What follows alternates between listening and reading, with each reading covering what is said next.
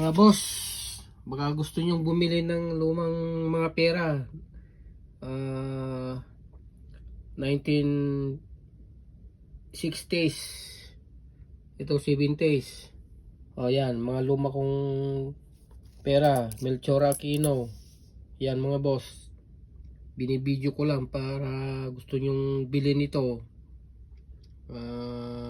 Tignan nyo lang ako sa Facebook. Yan, o. Lumang mga 10 centimos. Si Rizal. Yan o.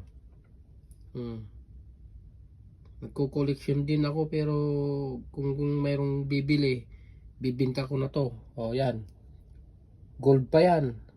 Si Melchor Aquino. Ingat po tayo lagi. God bless everyone.